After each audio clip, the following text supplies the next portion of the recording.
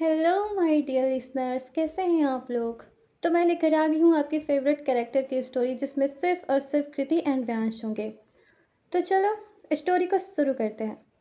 सुबह के 10:30 बज रहे थे और बिहार का मौसम आज काफ़ी ज़्यादा अच्छा था। आसमान में काले काले बादल छाए हुए थे और काफ़ी ठंडी ठंडी हवा चल रही थी। दूर दूर तक सिर्फ हरियाली और हवा की वजह से पेड़ पौधे झूल रहे थे। तभी बादलों को चीरते हुए एक चॉपर खाली खेतों के बीच उतरने लगा। आसपास के लोग जो इस वक्त वहीं मौजूद थे, पहली बार खेतों में चॉपर उतरता देख सबकी आंखें फटी की फटी रह गई थी। उनके लिए ये किसी अजूबे से कम नहीं था। सब चॉपर के उतरने से पहले ही वहां मेला लगा चुके थे, क्योंकि सबको पता था कि चॉपर से आने वाला आदमी कोई छोटा मोटा आदमी तो बिल्कुल नहीं होगा, कोई तगड़ा आदमी ही होगा। सब टकटकी लगाए चॉपर की तरफ देख रहे थे। तभी एक आदमी सन ग्लासेस लगाते हुए चॉपर से बाहर आया। उसका ऑरा ही बता रहा था कि वो काफ़ी पावरफुल आदमी है। चौपर से उतरते ही उस आदमी ने सबसे पहले आसपास नजरें घुमाई, फिर वहां टकटकी लगाकर देख रहे लोगों की तरफ देखने लगा। वो लोग अपने में ही फुसफुसाए जा रहे थे। अरे भाई, ये कौन है? कहीं का मंत्री है क्या? बड़ा आदमी लगता है। देखो तो हेलीकॉप्टर से आया है। जरूर कोई बहुत बड़ा आदमी होगा। कपड़े भी वीआईपी वाले लग रहे हैं। ऐसे ही सब फुसफुसाए जा रहे थे। उन लोगों को देखते हुए उस आदमी ने अपने सन ग्लासेस निकालकर आसपास देखते हुए कहा, ओह, तो ये है बिहार। ये जो आदमी था वो कोई और नहीं, व्यांश था। उसने पहली बार ऐसी जगह देखी थी, इसलिए वो कुछ खास रिएक्शन नहीं दे रहा था। बहुत अजीब से रिएक्शन थे उसके, खासकर उस भीड़ को देखकर जो उसे ही आंखें फाड़ फाड़ कर देख रहे थे। तभी नीलिमा जी चौपर से नीचे उतरने लगी। व्यास ने उनकी हेल्प के लिए अपना हाथ आगे बढ़ा दिया, लेकिन नीलिमा जी ने उसके हाथ को अनदेखा करते हुए नीचे उतर गई। व्यास ने वही हाथ अपने गर्दन के पीछे रब करते हुए कहा, आसान नहीं होगा व्यास तेरे लिए, अभी से हार्ड लग रहा है सब कुछ। बोलकर नीलिमा जी के साथ जाने लगा। ऑब्वियस सी बात थी, नीलिमा जी उसे अपने घर ले जाने वाली थी। व्यांश अभी 2 कदम ही चला था, तभी अचानक से उसके पैरों के नीचे कुछ पड़ा, जिसे महसूस कर व्यांश का दिमाग भन्ना गया। उसे कुछ तो गीला गीला महसूस हो रहा था अपने अपने जूतों के नीचे। जैसे ही व्यांश ने सिर झुकाकर अपने पैरों की तरफ देखा, तो उसके पैरों में कुछ पीला पीला सा लगा हुआ था, जिसे देख उसका दिमाग खराब हो गया। वो झट से अपना पैर उठाते हुए तेज आवाज में बोला, व्हाट द हेल, क्या है ये? व्यांश की आवाज़ सुनकर नीलिमा जी पीछे मुड़ी और व्यांश के पैरों की तरफ देखने लगी। अचानक से उनकी हंसी छूट गई, क्योंकि व्यांश के पैरों में किसी की पॉटी लगी हुई थी, जिसे देख वहां खड़े लोग जोर जोर से हंसने लगे। उन्हें हंसता देख व्यांश को गुस्सा आने लगा। उसने अपने पैरों की तरफ देखते हुए गुस्से में कहा, ये गंदगी किसने किया यहाँ पर? यहाँ के लोगों के पास बिल्कुल मैनर्स नहीं है क्या? कहीं भी पेट साफ करके चले जाते हैं, गवार कहीं के। आते ही दिमाग खराब कर दिया मेरा। व्यांस लास्ट के लाइन काफी धीरे बोला था। नीलिमा जी तो आते ही हंस पड़ी थी। तभी एक आदमी ने व्यांस को देखते हुए हंसकर कहा, वीआईपी बाबू का तो स्वागत हो गया बिहार में। लगता है यहाँ की धरती माता को वीआईपी बाबू बहुत ज्यादा पसंद आ गए हैं। बोलकर हंसने लगा। एक औरत हंसते हुए बोली, आते ही वीआईपी बाबू का पोपट बन गया। न जाने आगे क्या क्या होगा इनके साथ। सब व्यांस का मजाक उड़ाते हुए हंस रहे थे। उन सबको हंसता देख व्यांस को बहुत ज्यादा गुस्सा आ रहा था, लेकिन वो क्या ही कर सकता था इस वक्त। व्यांस ने गुस्से में अपने आदमी को पानी का बोतल लाने के लिए कहा, तो वो जल्दी से पानी लाकर उसके पैरों पर गिराने लगा। बहुत मुश्किल से उसके जूते साफ हुए थे। नीलिमा जी उसे देखते हुए बोली, अब जल्दी चलो वरना बारिश होने लगेगी। घर बहुत ज़्यादा दूर है तो टाइम लगेगा जाने में। व्यांस वहां खड़े लोगों को घूरकर नीलिमा जी के साथ जाने लगा। तभी उसके आदमी ने पीछे से कहा, सर हम भी आए? इस पर व्यांश ने कहा, नहीं, मैं कृति को लेकर आ रहा हूँ। व्यांस नीलिमा जी के साथ पूरा गांव घूमते घूमते घर की तरफ जाने लगा। वो जिस गली में घुसता हर कोई उसे देखने लगता। लड़कियां भी उसे छुप छुप कर देख रही थी और व्यांस की हैंडसमनेस देखकर उस पर लट्टू भी हो रही थी। व्यांस की पर्सनालिटी ही ऐसी थी कि कोई उसे अनदेखा कर ही नहीं सकता था। व्यांस ने नीलिमा जी के लिए गाड़ी भी मंगवाया, लेकिन उन्होंने बैठने से मना कर दिया, जिससे व्यांस को भी अपने पैरों पर चलकर जाना पड़ रहा था। वहीं दूसरी तरफ एक 2 मंजिला घर के बाहर काफ़ी भीड़ लगी हुई थी। एक 60 साल का आदमी जिसने सफ़ेद धोती कुर्ता पहना हुआ था, खटिया पर बैठकर लोगों की बातों को गौर से सुन रहे थे। इन्हें सब मुखिया जी कहकर बुलाया करते थे। एक आदमी जो हाथ में लाठी लेकर ठीक उनके बगल में खड़ा था, उसने मुखिया जी से कहा, मुखिया जी मामला बहुत गंभीर हो गया है। मैं तो कहता हूँ बिना तलाक के ही उसकी शादी चिंटू से करवा दीजिए। पहले ही पूरे बिहार में हमारी थू थू हो चुकी है। अगर हमने इस मामले को शांत नहीं किया तो इस बार इलेक्शन में आप जीत नहीं पाएंगे। 25 सालों से बनाया हुआ सत्ता आपके हाथ से फिसल जाएगा मुखिया जी। भिरुआ तो पहले से ही आपको मुखिया के पद से हटाना चाहता है। उसको इस बार अच्छा मौका मिल गया है। कृति की वजह से कहीं आपको सब कुछ खोना ना पड़ जाए। मुखिया जी सोचिए इस बारे में। उस आदमी की बात सुनकर मुखिया जी बहुत गहरी सोच में चले गए। सब मुखिया जी के फैसले का इंतजार कर रहे थे। मुखिया जी का एक और आदमी जो उनके बगल में ही खड़ा था, उसने मुखिया जी के कान की तरफ झुकते हुए कहा, मुखिया जी सोच का रहे हैं। चिंटुआ बहुत अच्छा लड़का है। सब कुछ जानने के बाद भी हमारी बिटिया को चुपचाप अपना लेगा। कहाँ मिलेगा आपको ऐसा लड़का? हम तो कहते हैं अब जल्दी से हाँ बोल दीजिए। हम इलेक्शन जीतने का सब जुगाड़ कर लेंगे। एक बार जनता हमारे साथ आ गई तो आपको दोबारा मुखिया बनने से कोई नहीं रोक सकता। इतना कहकर वो मुखिया जी के कान से दूर हो गया। मुखिया जी सोचने लगे। वो किसी भी हाल में अपना मुखिया का पद खोना नहीं चाहते थे, लेकिन इस बार उनको डर था कि ये पद उनके हाथ से निकलने वाला है। इस बार नया मुखिया का चुनाव होने वाला था और कृति की वजह से मुखिया जी का पूरे बिहार में नाम खराब हो गया था। उन्हें चुनाव जीतने के लिए अपनी छवि अच्छी बनानी थी, जिसके लिए उन्हें कोई ना कोई फैसला तो लेना ही था। शायद इसीलिए वो कृति को वापस लेकर आए थे, ताकि अपनी बिगड़ी हुई छवि को सुधार सके। अभी तक तो उन्हें कृति से कोई मतलब नहीं था, लेकिन अब मामला गंभीर था। कुछ देर सोचने के बाद मुखिया जी कुछ दूरी पर खड़े चिंटू को देखने लगे। सीधा साधा सिंपल सा लड़का, ठीक ठाक सी पर्सनालिटी, दिखने में इतना भी कुछ खास नहीं था चिंटू। एक नॉर्मल गांव गांव का लड़का था। उसकी उम्र यही 27-28 होगी। वो बिहार के पुराने जमींदार का बेटा था। काफ़ी खेती बाड़ी थी उसकी, और उसके खानदान का काफ़ी नाम था बिहार में। मुखिया जी ने चिंटू को अपने पास बुलाया। चिंटू मुखिया जी के सामने आकर खड़ा हो गया। मुखिया जी उसे देखते हुए बोले, तुम्हें हमारी बिटिया के बारे में पता है ना? इस पर चिंटू ने हाँ में सिर हिलाते हुए कहा, जी मुखिया जी। मुखिया जी आगे बोले, सब जानने के बाद भी उससे शादी करोगे? इस पर चिंटू कुछ देर शांत रहा। फिर उसने कुछ दूर खड़े अपने पापा की तरफ देखा, जिनका नाम सुरेंद्र यादव था। उन्होंने हाँ कहने का इशारा किया तो चिंटू चिंटू ने मुखिया जी से कहा, मुखिया जी, कृति मेरी बचपन की दोस्त है। मैं उसको बचपन से जानता हूँ। उसने घर से भागकर जो गलती की थी वो उसकी नादानी थी। मैं उसकी नादानी की वजह से उसे कभी गलत नहीं समझ सकता। वो एक खुले विचार वाली लड़की है और गलती तो सबसे हो जाती है। वो मेरे लिए आज भी वही लड़की है जो 5 साल पहले थी। तो मुझे उससे शादी करने में कोई दिक्कत नहीं है। अगर कृति सब कुछ छोड़कर मेरे साथ आगे बढ़ने के लिए तैयार है तो मैं उससे शादी करने के लिए तैयार हूँ। चिंटू की बात सुनकर वहाँ खड़े लोग उसकी सोच पर उसकी तारीफें करने लगे। मुखिया जी चिंटू से बोले, ठीक है फिर, तुम्हारी शादी बहुत जल्द हमारी बिटिया से होगी। इतना कहकर वो खटिया से खड़े हो गए। वो चिंटू के पापा सुरेंद्र यादव के पास जाकर बोले, सुरेंद्र, तुमको इस शादी से कोई दिक्कत तो नहीं है ना? इस पर सुरेंद्र जी बोले, हमको क्या दिक्कत होगी? हम तो बहुत खुश हैं। जो शादी 5 साल पहले नहीं हो पाई वो अब हो रही है। इससे बड़ी खुशी की बात क्या होगी हमारे लिए? तुम्हें दोस्त से समधी बनाने के लिए तो हम पहले से ही परेशान थे। मुखिया जी उनके कंधे पर हल्का सा थपथपाए। सुरेंद्र जी मुस्कुरा रहे थे, तभी पीछे से चिंटू बोला, मुखिया जी आप एक बार कृति से तो पूछ लीजिए। इस पर मुखिया जी बोले, उससे क्या पूछना है? हम जो फैसला ले लिए वही उसका फैसला है। उनके इतना कहते ही एक औरत घर के अंदर से बाहर निकलते हुए बोली, भैया इतना भी जल्दी फैसला मत सुनाइए। एक बार कृति से पूछ लीजिए, नहीं तो फिर से आपका गांव समाज में थू थू होगा।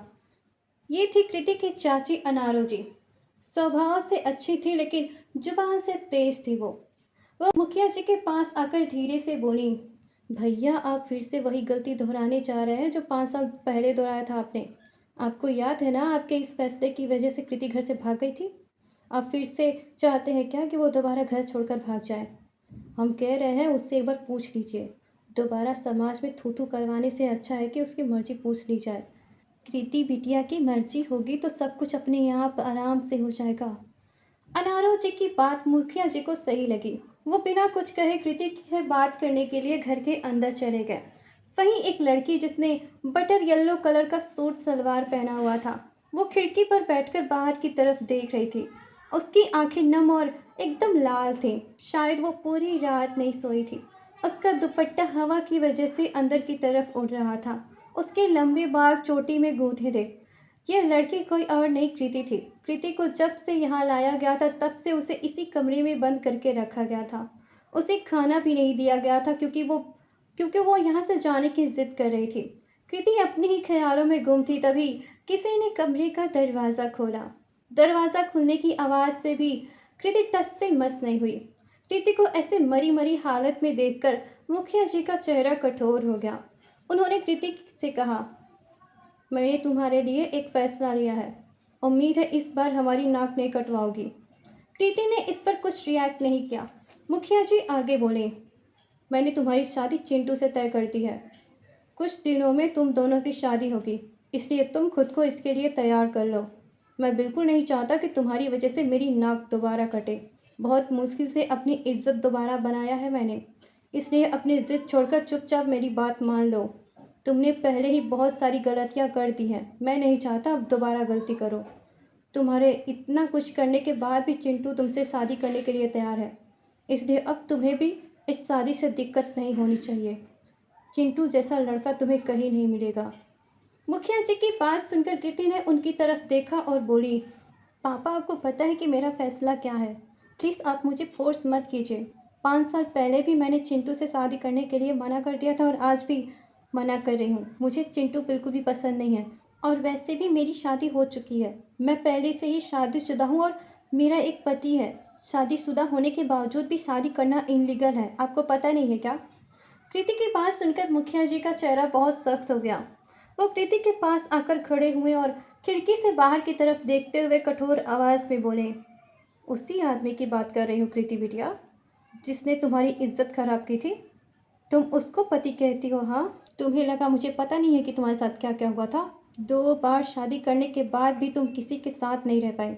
तुम उसे शादीशुदा होना कहती हो? तुम्हारी करतूतों की वजह से पूरे समाज में मेरी इज्जत जो उछली है, उसका अंदाज़ा भी है तुम्हें कृति बिटिया? बोलकर कृति को देखने लगे। मुखिया जी की बात सुनकर कृति के दिल को ठेस पहुंच गई। उसे अपने पास्ट की कुछ बुरी यादें याद दिला दी थी मुखिया जी ने। मुखिया जी ने आगे कहा, तुमसे ज़्यादा दुनिया हमने देखी है बिटिया। तुम्हारे लिए क्या सही है क्या गलत है मुझसे अच्छा कोई नहीं जानता। मैंने सोचा था तुम्हें कभी भी पूछने तक नहीं आऊँगा, तुम्हें तुम्हारी हाल पर ही छोड़ दूंगा, लेकिन तुमने मुझे ऐसी जगह पर लाकर खड़ा कर दिया है कि तुम्हें वापस लाना पड़ा मुझे। नहीं तो मैंने तो पहले ही तुम्हें मरा हुआ समझ लिया था। मुखिया जी की बात सुनकर कृति उन्हें देखने लगी। मुखिया जी आगे बोले, मेरा फैसला तुमने सुन लिया है। जितनी जल्दी मान लोगी उतना अच्छा होगा तुम्हारे लिए।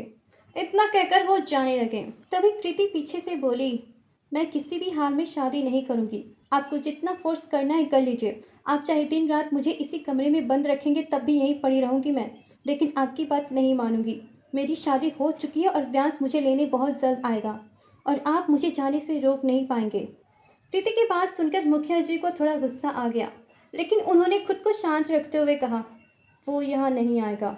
अगर आएगा भी तो तुम्हें यहाँ से ले जा नहीं पाएगा। उसके जैसे 1000 लड़के भी आ जाए मेरे सामने तब भी वो तुम्हें यहाँ से वापस नहीं ले जा सकता। इतना कहकर वो कमरे से बाहर चले गए। कृति उन्हें जाते हुए देखकर बोली, वो यहाँ ज़रूर आएगा पापा और आप उसे रोक नहीं पाएंगे। इतना कहकर वो खिड़की से बाहर देखने लगी। वो बोल तो रही थी लेकिन उसके अंदर भी एक कसमकस थी कि पता नहीं व्यांश आएगा भी कि नहीं। तभी बाहर से लोगों की ज़ोरों ज़ोरों से बातें करने की आवाज़ें आने लगी। कृति ने वो आवाज़ें सुनी लेकिन ध्यान नहीं दिया उस पर। तभी उसके कान में व्यांश की आवाज़ पड़ी, वाइफी बाहर आओ, कहाँ हो तुम? जैसे ही कृति ने ये सुना उसके कान खड़े हो गए। वो चौंकते हुए खिड़की से नीचे उतरी और बोली, ये व्यांश है क्या? कहकर वो जल्दी से दूसरी तरफ वाले खिड़की पर गई और नीचे झांकने लगी। नीचे लोगों का भीड़ लगा हुआ था। सब किसी को देखकर एक दूसरे से बातें कर रहे थे।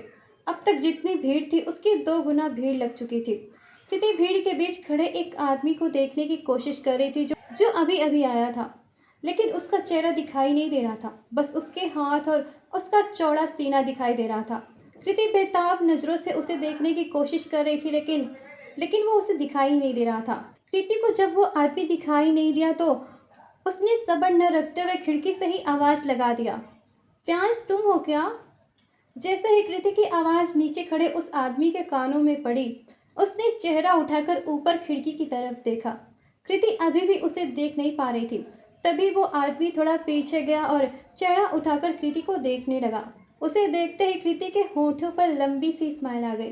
वो खुशी से उछलते हुए बोली, "ये तो फ्यांसी है, वो मुझे लेने आ गया।" इतना कहकर वो जल्दी से दरवाजे की तरफ भागी और दरवाज़ा खोलने लगी। वहीं नीचे व्यास खिड़की की तरफ देख रहा था, लेकिन कृति के हटते ही वो उसे ढूंढने लगा। वो कृति को ढंग से देख भी नहीं पाया था। यहाँ कृति दरवाज़ा जोर जोर से खींच रही थी, लेकिन दरवाज़ा खुल ही नहीं रहा था। वो दरवाजे पर हाथ मारते हुए बोली, "चाची जी, पापा प्लीज़ दरवाज़ा खोलिए। चाचा जी कहाँ हैं आप? रामू अंकल, कोई तो दरवाज़ा खोलिए।" कृति दरवाज़ा पीटते हुए चिल्ला रही थी, लेकिन किसी को कृति की आवाज़ सुनाई ही नहीं दे रही थी, क्योंकि सब के सब इस वक्त नीचे मौजूद थे। नीचे इस वक्त अलग ही माहौल चल रहा था। अनारो जी, उनके पति राजेश जी और बाकी के गांव वाले सब आंखें फाड़ फाड़ कर नीलिमा जी को देख रहे थे। सबको अपनी आंखों पर भरोसा ही नहीं हो रहा था कि नीलिमा जी जिंदा है। सबको पता था कि नीलिमा जी 2 साल पहले ही मर चुकी है, मगर आज सामने देखकर सबके होश उड़ गए थे। तभी मुखिया जी घर के बाहर निकल कर आए। उनके आते ही सारे लोग एकदम से शांत हो गए और एक लाइन से साइड में खड़े हो गए। राजेश जी मुखिया जी के पास आकर बोले, "भैया, फौजी जिंदा है।" मुखिया जी सामने खड़ी नीलिमा जी को देख रहे थे। वो नीलिमा जी के पास आकर खड़े हुए और बोले, "तुम जिंदा हो नीलिमा?" इस पर नीलिमा जी ने बस हाँ में सिर हिला दिया।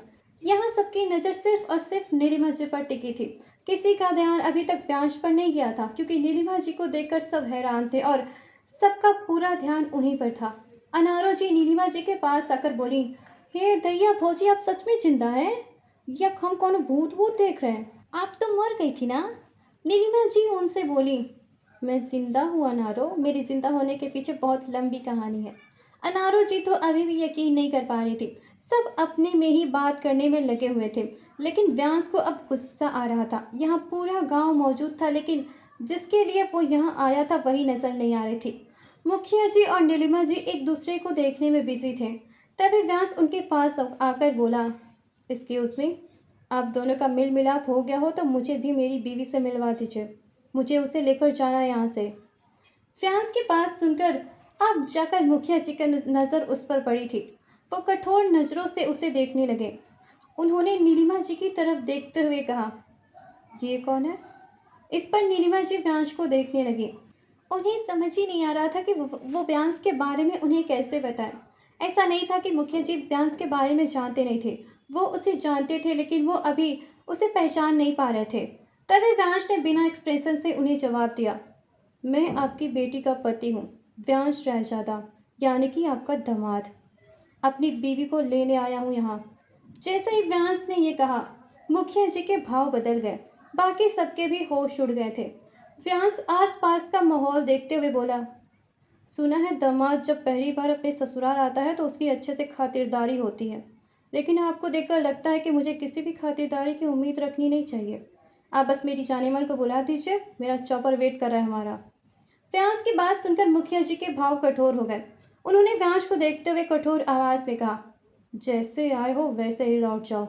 मेरी बेटी तुम्हारे साथ नहीं जाएगी।"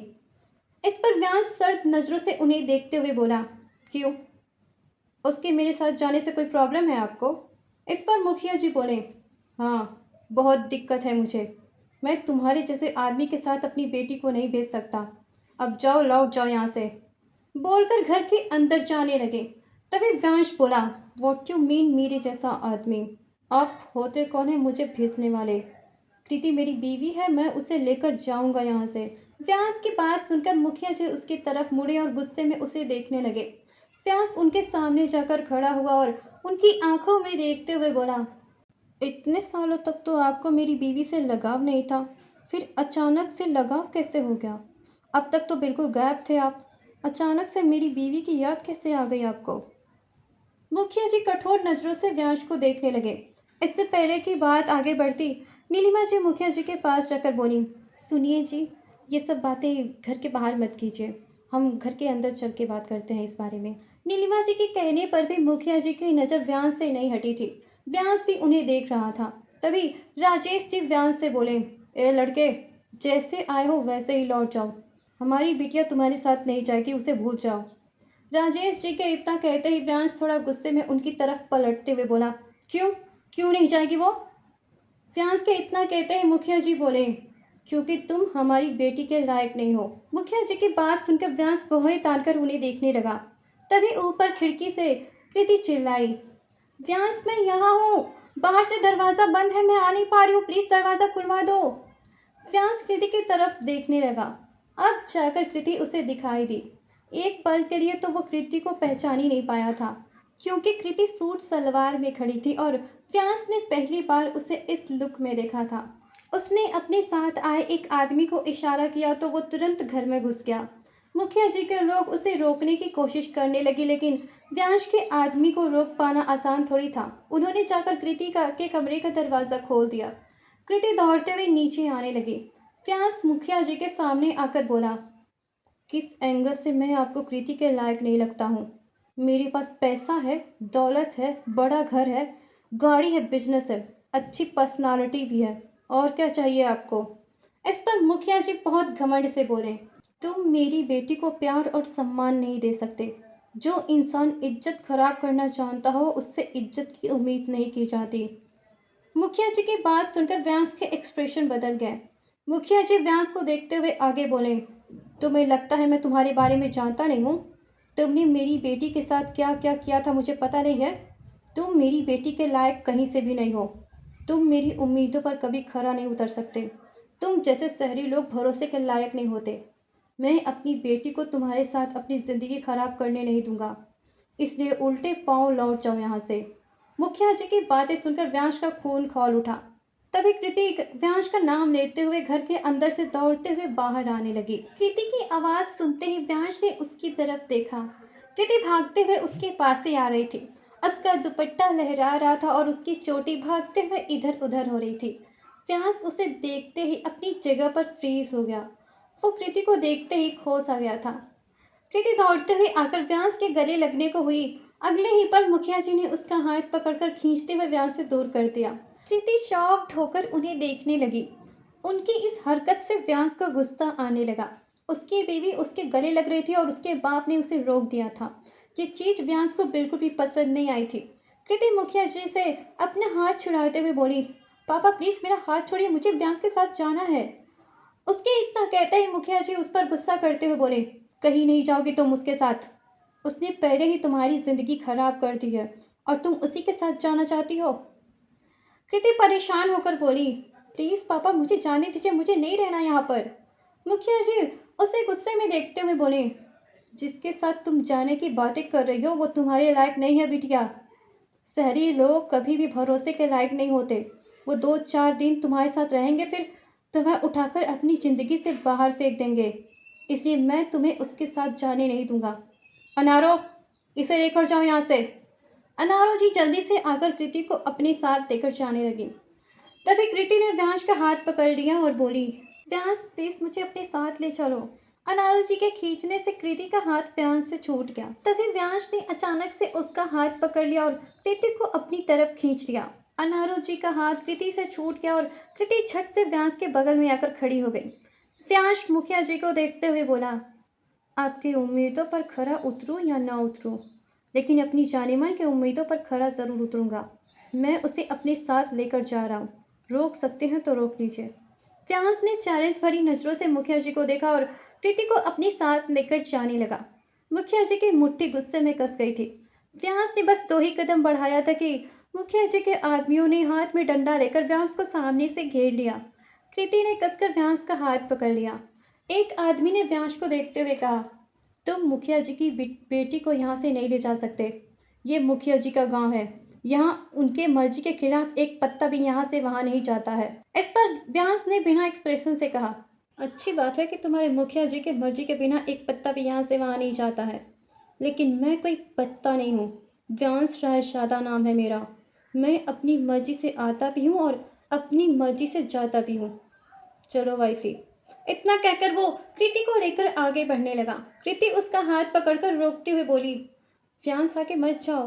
व्यांस कृति को देखते हुए बोला, किसी में भी इतनी हिम्मत नहीं है कि वो व्यांस राजदादा को रोक सके। तुम्हें किसी से भी डरने की जरूरत नहीं है वाइफी। इतना कहकर वो आगे बढ़ने लगा। मुखिया जी के आदमी गुस्से में उसकी तरफ आने लगे, तभी व्यांस ने अपनी कमर के पीछे से गन निकाला और हाथ में लेकर आगे बढ़ने लगा। उसके गन निकालते ही मुखिया जी के आदमी डर गए। सब अपनी आप पीछे हटने लगे थे। व्यांस के साथ जो आदमी आए थे वो सब कुछ भी नहीं कर रहे थे, क्योंकि उन्हें व्यांस के एक एक एक्शन के बारे में पहले से ही पता था कि वो कब क्या करने वाला है। और इस वक्त तो व्यांस ही सबको निपटाने के लिए काफ़ी था। व्यांस बिना किसी डर के कृति को उन सबके बीच से लेकर जा रहा था। कृति अभी भी काफ़ी डरी हुई थी, तभी नीलिमा जी पीछे से बोली, रुक जाओ व्यांश। नीलिमा जी की आवाज़ सुनकर कृति और व्यांश रुक गए। व्यांश तो नॉर्मल था, लेकिन कृति के चेहरे का रंग उड़ गया था। वो झटके से पीछे पलटी। नीलिमा जी ठीक उसके कुछ दूरी पर खड़ी थी। नीलिमा जी को अपने सामने देखकर कृति पूरी तरह से फ्रीज हो गई।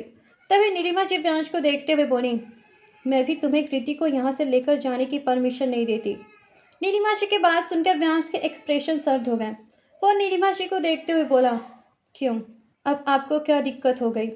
इस पर नीलिमा जी उसे देखते हुए बोली, मुझे भी लगता है कि तुम मेरी बेटी के लायक नहीं हो। तुम उसे कभी भी खुश नहीं रख सकते। मेरी बेटी जो प्यार, जो इज्जत डिजर्व करती है, तुम उसे कभी नहीं दे सकते। इसलिए मैं तुम्हें उसे ले जाने की इजाज़त नहीं देती। नीलिमा जी की बातें व्यांश को गुस्सा दिला रही थी। उसने अपने गुस्से को कंट्रोल करते हुए नीलिमा जी से कहा, आपको लगता है कि मैं कृति से प्यार नहीं करता, मैं उसे इज्जत नहीं दे सकता?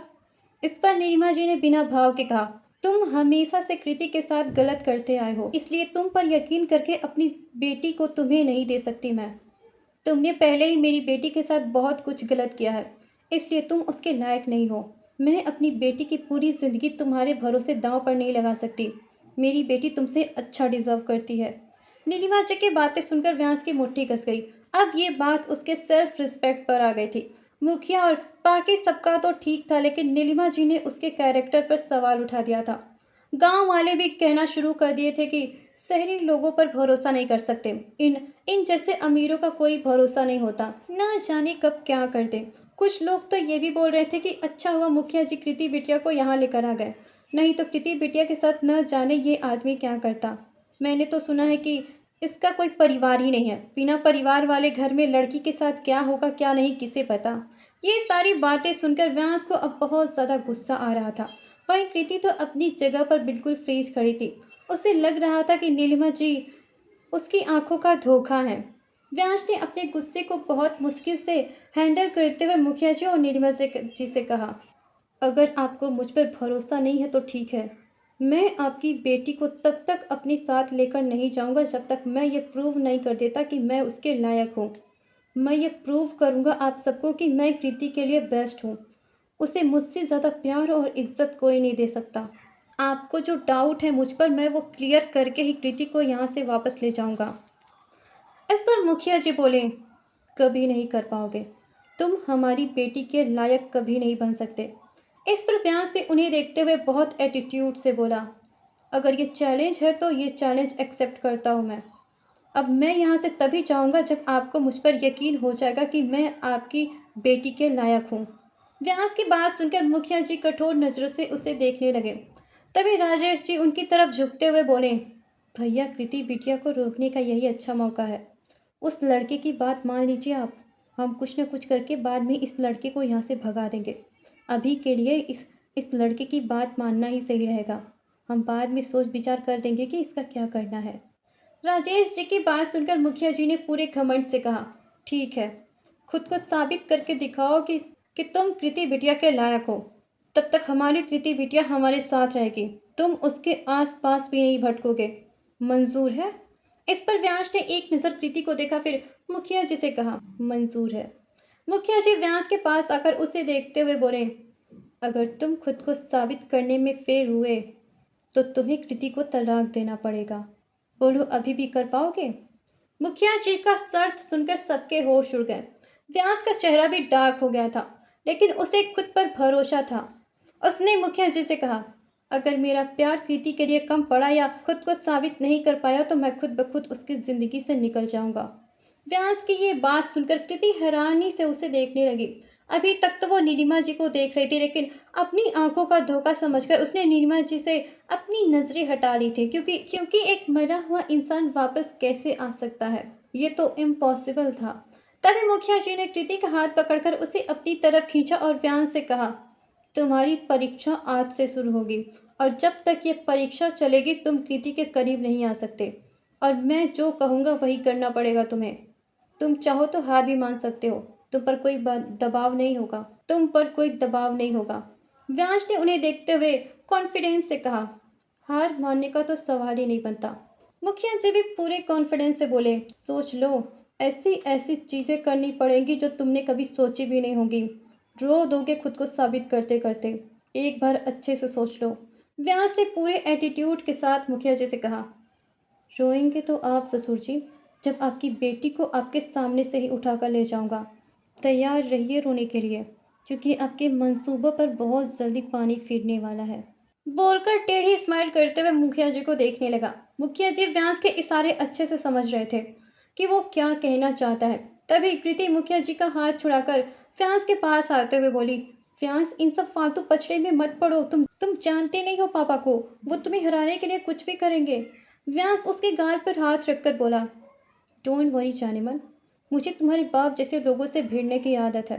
तुम बस रेडी रहो जाने के लिए, क्योंकि अपनी जाने मन को तो मैं लेकर ही जाऊंगा। कहते हुए व्यांश ने मुखिया जी की तरफ देखा। व्यांश की बात सुनकर कृति उसे परेशान नजरों से देखने लगी। उसे कहीं न कहीं अंदाजा था कि व्यांश के साथ क्या होने वाला है। तभी एक गांव वाला बोला, वीआईपी बाबू, बिहार का परीक्षा कोनो ऐसा वैसा परीक्षा नहीं है, पसीना बहाना पड़ता है यहाँ। और मुखिया जी किसी का परीक्षा ले तो खून भी बहाना पड़ता है। सोच लीजिए, कहीं पछताना न पड़ जाए आपको। अभी भी मौका है, चले जाइए वापस। उस गांव वाले की बात सुनकर व्यांश ने एटीट्यूड से कहा, अपनी जाने मन के लिए तो मैं खून पसीना एक कर दूंगा, किसी का खून भी बहाना पड़े तो वो भी बहा दूंगा। व्यांस की निडरता देखकर सारे गांव वाले इम्प्रेस हो गए थे। सब उसकी तारीफें करने लगे। कृति परेशान होकर व्यांस से बोली, तुम फंस जाओगे व्यांस, इनका चैलेंज एक्सेप्ट मत करो। व्यांस उसके गाल पर हाथ रखकर अंगूठे से सहलाते हुए बोला, डोंट वरी जाने मन, तुम्हारा पति किसी से डरता थोड़ी है। कृति परेशान होकर उसे देखने लगी। मुखिया जी का तो काम बन गया था। वो पूरे कॉन्फिडेंट थे कि व्यास को खाली हाथ ही लौटाएंगे, और नीलिमा जी उन्होंने जानबूझकर ये किया था। अब क्यों किया था ये तो उन्हें ही पता था। मुखिया जी व्यास को अपने साथ लेकर चले गए और बाकी के लोग भी उनके साथ ही निकल गए थे। सारा मामला शांत होते ही अब जाकर कृति को एहसास हुआ कि नीलिमा जी उसके आंखों का धोखा नहीं थी, वो सच में जिंदा है। जैसे ही उसे इस बात का एहसास हुआ, उसकी खुशी का ठिकाना ही नहीं रहा। उसे समझ ही नहीं आ रहा था कि ये सब कैसे हुआ, मगर अभी के लिए तो उसकी मम्मी ज़्यादा इम्पोर्टेंट थी। वो खुशी से उछलते हुए उनके गले लग गई थी। अपनी मम्मा को पाकर तो वो व्यांस को भूल ही गई थी।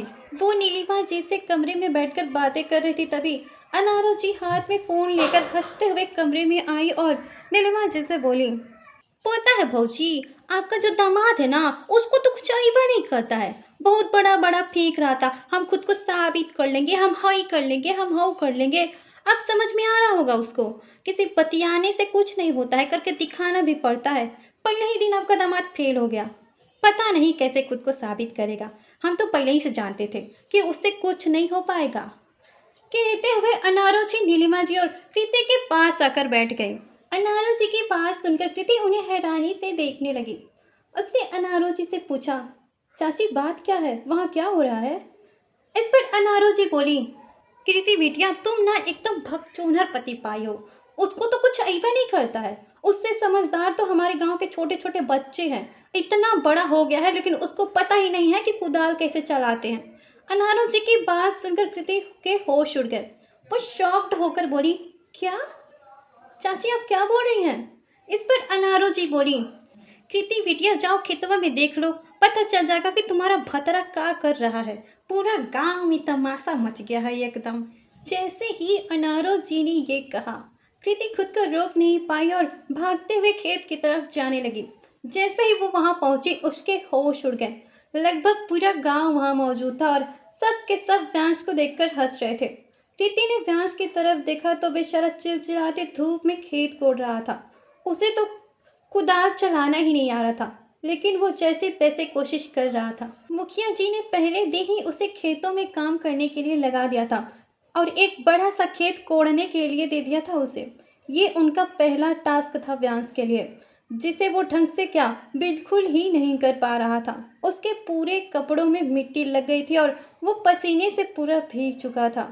कुछ देर तक तो मौसम बहुत अच्छा था, मगर व्यांश का टास्क शुरू होते ही मौसम भी उसकी परीक्षा लेने लगा था। इतनी भयानक धूप में बेचारा खेत कोड़ रहा था और गांव वाले पेड़ की छांव में खड़े होकर उसका मजाक बना रहे थे। व्यांस को उनके हंसने से कोई फर्क नहीं पड़ा था, क्योंकि उसके लिए सबसे ज्यादा जरूरी खुद को साबित करना था, खुद को कृति के लायक बनाना था, जो कि उसके लिए आसान नहीं होगा, उसे पहले से ही पता था। वो सबका मजाक सुनते हुए भी अपने काम में लगा हुआ था। उसे शाम तक पूरा खेत कोड़ना था। गांव वाले की बात पर ध्यान देता तो वो अपना काम कर ही नहीं पाता, इसलिए वो उन्हें अनदेखा कर रहा था। बेचारे की जिंदगी में ऐसा पहली बार हुआ था कि इतने सारे लोग उस पर हंस रहे थे और वो कुछ भी नहीं बोल रहा था। व्यास को इतनी बुरी हालत में देखकर कृति को बहुत ज्यादा बुरा लगने लगा। व्यास वहां सफर कर रहा था और उसे देखकर कृति को तकलीफ हो रही थी। तभी एक गांव वाले ने व्यास को देखकर हंसते हुए कहा, शहरी बाबू रहने दीजिए, आपसे नहीं होगा ये सब। आपके लिए तो एसी वाला ऑफिस ही अच्छा है, वहीं जाकर काम कीजिए। यहाँ खेतों में आपसे कुछ नहीं उखड़ेगा। हम तो कहते हैं हार मान जाइए और जहाँ से आए हैं वहीं लौट जाइए। फालतू में अपना मजाक उड़वाने से कोनो फायदा नहीं होगा आपको। दिन ढल रहा है लेकिन आपसे आधा हिस्सा भी नहीं कुड़ाया। शाम शाम तक कहाँ पूरा हो पाएगा। अब हार मान जाइए शहरी बाबू। गांव वाले की बात सुनकर बाकी के लोग भी व्यांस का ऐसे ही मजाक उड़ा रहे थे, जिससे व्यांस को बहुत ज्यादा गुस्सा आने लगा। उसने उन गांव वालों की तरफ देखा और कहा, मन तो कर रहा है इसी कुदाल से इनकी बोलती बंद कर दूं। सारे व्यांस रायजादा का मजाक उड़ाते हैं। एक बार खुद को साबित कर दूं, फिर एक एक को देख लूंगा। व्यास अपने गुस्से को कंट्रोल करके अपने काम पर फोकस करने लगा। इतनी ज्यादा धूप थी कि उसके माथे और उसके पूरे शरीर से टप टप पसीना बहने लगा। वो एक हाथ से अपने माथे पर आए पसीने को पोंछता तो कभी अपनी शर्ट से हवा करता।